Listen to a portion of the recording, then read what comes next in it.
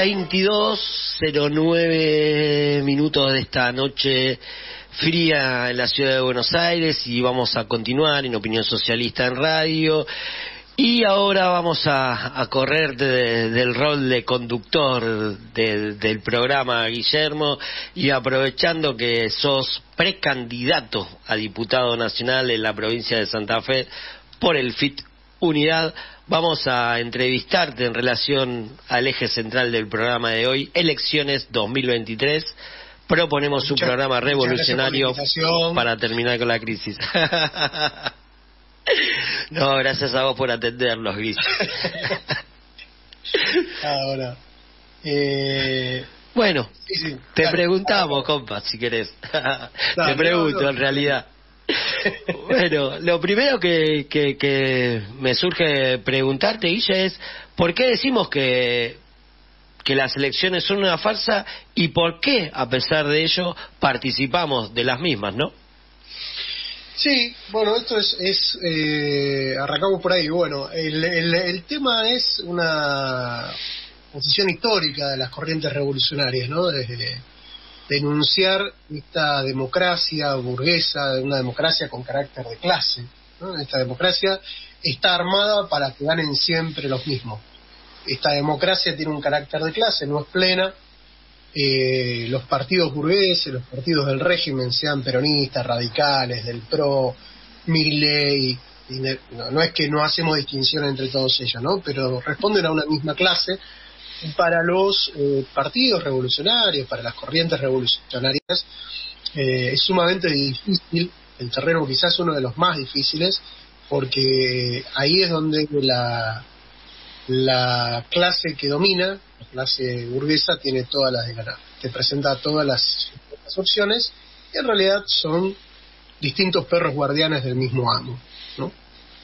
Bueno, y a pesar de esto participamos porque es una instancia que nos permite dirigirnos a un montón de gente que tradicionalmente no nos escucha, ¿no? Las corrientes revolucionarias tenemos una gran inserción en sindicatos, en movimientos populares, en todo lo que sea lucha y calle, pero como mencionaba Jenny antes cuando entrevistábamos, hay un blindaje mediático y un blindaje que tiene que ver con cerrar las opciones de escucha de las corrientes revolucionarias por parte de los grandes medios, y bueno, aprovechamos esta instancia precisamente para poder llegar a una población más amplia, ¿no?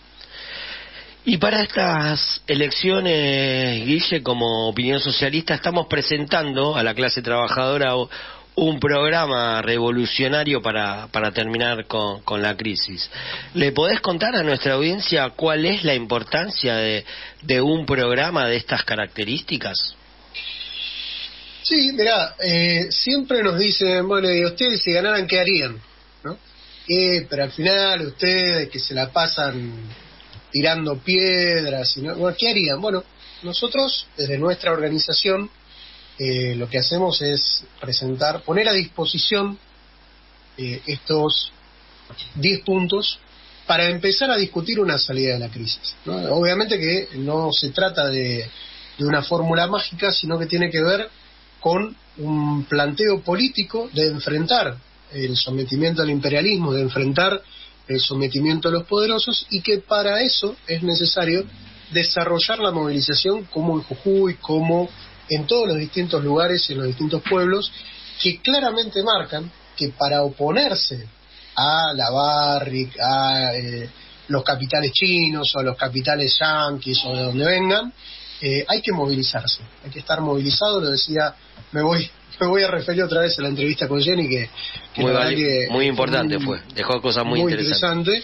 Esto que decía, ¿no? Echamos a 5 mineras, bueno, se van y vuelven, y hay que estar movilizados y movilizadas para enfrentar y para imponer este tipo de programa, ¿no? Que es un programa relativamente simple, 10 medidas, que no es que van a solucionar todo, pero sí van a marcar un camino de salida de la crisis. Y en relación al programa que estamos presentando, que recién vos hacías referencia, ¿podrías explicarle a nuestra audiencia ¿Qué significa lo que planteamos en el punto 2 del mismo cuando decimos nacionalizar? Que también estuvimos hablando, ¿no?, ahí con Jenny, en el punto 2 cuando decimos nacionalización de la banca y el comercio exterior de granos y carnes para evitar la fuga de divisas y garantizar la alimentación de la población con calidad y cantidad. Pensaba el otro día mientras leía el programa, digo, cómo poder explicarlo de manera sencilla, ¿no? Bueno, y lo primero que me surge es el ejemplo de Vicentín, ¿no? Es decir, todos somos Vicentín, decía la parte reaccionaria de los partidos burgueses, para decir que no hay que estatizar ni nacionalizar Vicentín como si eso fuera un ejemplo de comunismo y no sé cuántas cosas más. Y Alberto, que es especialista en retrocesos, amagó con estatizarle y retrocedió, ¿no?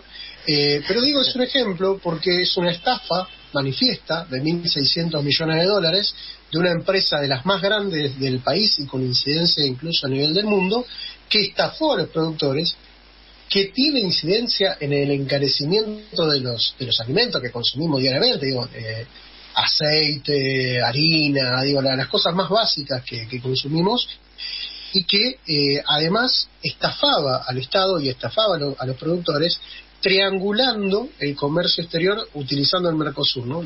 Lo represento, lo digo brevemente.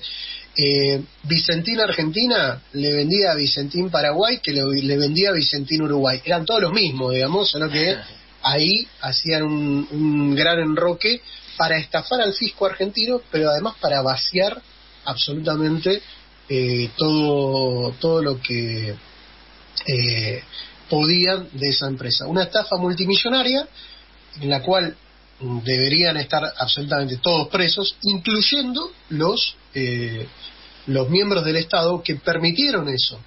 ¿Entiendes? Bueno, nosotros decimos hay que nacionalizar bajo control de los trabajadores, bajo control de los productores, de las comunidades y demás, la banca y el comercio exterior de grano y de carne para evitar esa fuga de divisas.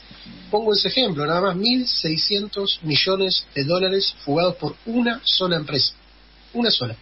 Bueno, ¿qué sería nacionalizar el comercio exterior de granos y de carne, ¿no? Eso estaría claramente evitado. Muy claro, Vice. Y también la entrevista que teníamos con Jenny Luján, le preguntábamos sobre la situación del litio, de la megaminería, el extractivismo, la importancia fundamental del agua, ¿no?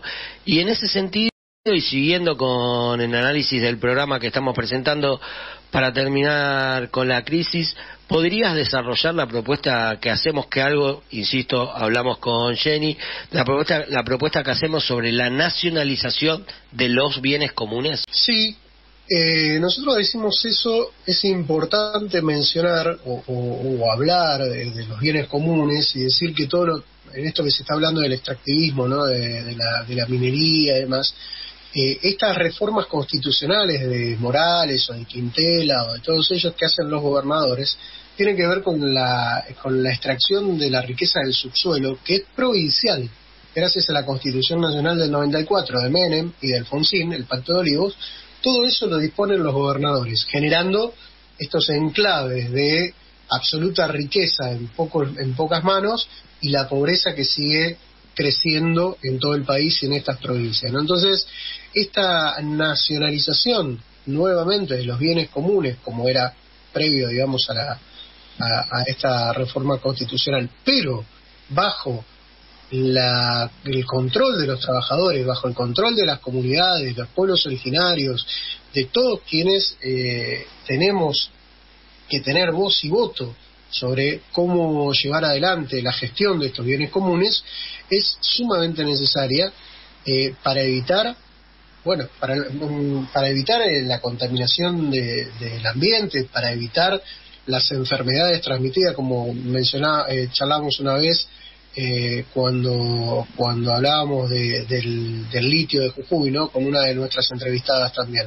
Nos decía, bueno, todas las enfermedades que quedan alrededor de la contaminación del plomo, todo eso, bueno, todo eso se puede evitar a través del control directo de los trabajadores, de las comunidades y con la nacionalización. Pero además también evita el saqueo escandaloso que llevan adelante todas las multinacionales de nuestro suelo. Es decir, desde nuestro suelo lo que se está haciendo o con nuestro suelo lo que se está haciendo es un saqueo escandaloso. El ejemplo más claro era también el de la Barrick en algún momento, donde exportaba o sacaba tierra de este país, tierra sin procesar, porque en esa tierra no solo se iba el oro, sino que se iban otros minerales no declarados, otros metales no declarados, directamente saqueaban materialmente nuestra tierra también acá. Bueno, son algunas de las cosas, ¿no?, que podríamos evitar con la nacionalización de los bienes comunes en este sentido. Muy importante lo que decís, porque estaba pensando que cuando hablamos el tema de, viste que dicen, no, el litio para los argentinos, todo, la verdad que no viene nada para el pueblo trabajador ni para las comunidades, ¿no? Se lo llevan todo en palas, es un saqueo, como bien vos dijiste, pero es muy interesante poder desarrollar y analizar el programa que presentamos, y en ese sentido hay un tema que nos atraviesa, que es el tema de la deuda, esta estafa ilegal, ilegítima, odiosa y fraudulenta, ¿no? Y nosotros en el primer punto del programa que estamos presentando planteamos la suspensión del pago de la deuda con el FMI. Estoy un poco con los síntomas de la gripe, perdóname. ¿Podrías explicarle a la audiencia por qué es importante hacer esto? Bueno, hemos tratado mucho, ¿no? Aquí en el programa, en los programas, esto de la suspensión del pago. Hemos explicado por qué es ilegítima, por qué es ilegal, por qué es odiosa, ¿no? Es decir, es una deuda contraída en contra de los intereses populares, beneficiando solamente a unos pocos, y no estoy hablando solamente de la última deuda macrista, estoy hablando de todo lo anterior, que tiene incluso fallos judiciales, en contra, como el fallo del juez Ballesteros, que fue girado al Congreso Nacional, ese Congreso Nacional repleto de representantes de los partidos patronales, que en realidad son todos unos bandidos, excepto, claro, los trabajadores que representan las diputadas y los diputados del Frente de Izquierda, pero el resto son todos representantes de los intereses del Fondo Monetario. Bueno, esa deuda es ilegal, pues fue contraída en contra de esos intereses, pero además es ilegítima, no tiene legitimidad esa deuda. Y el otro día charlaba con unos amigos kirchneristas que hablaban del kirchnerismo, de todo el avance de Néstor, porque cada vez vamos más atrás para tratar de recuperar algún elemento beneficioso, digamos, en su relato, pero uno de los elementos que olvida que se olvida en el debate es que durante muchos años el país no pagó la deuda externa. Desde el 2001 en adelante hubo muchos años en el que el país no pagó la deuda externa, y que precisamente ese no pago posibilitó la salida de la crisis. Entonces esa cuestión fue cuando más creció la clase trabajadora. Exactamente. Eso tiene que ver con dejar de sacar ganancias que produce nuestro esfuerzo afuera del país para que se lo lleven los buitres, sean los fondos buitres, sean los estados, los bancos, como lo quieran llamar, pero lo que produce el esfuerzo de la clase trabajadora tiene que ir hacia la clase trabajadora, no hacia los parásitos y los buitres. Entonces ahí es fundamental suspender el pago de la deuda con el Fondo Monetario, que no es más ni menos que un elemento de dominación del imperialismo de Estados Unidos.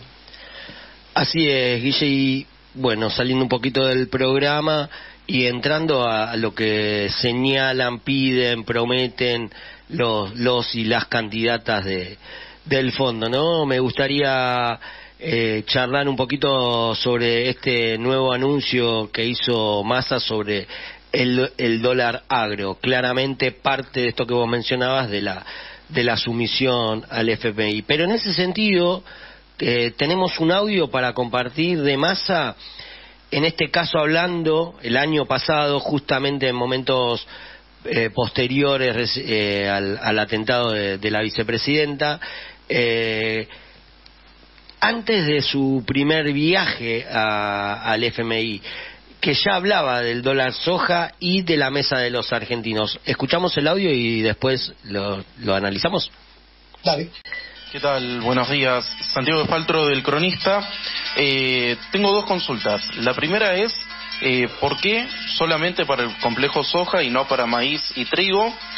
Y la segunda es, ¿cuál es el esfuerzo que hace el Estado y cuánto van a recaudar en retenciones? A ver, desde el punto de vista de por qué el complejo soja, y cuando digo complejo soja no es solamente el poroto, es el poroto, es el aceite, es el pellet, es la harina, es, digamos, el complejo soja en el biodiesel. Entendámoslo claramente, el 93,8% de ese complejo no influye en nuestra cadena de valor local, es todo exportación.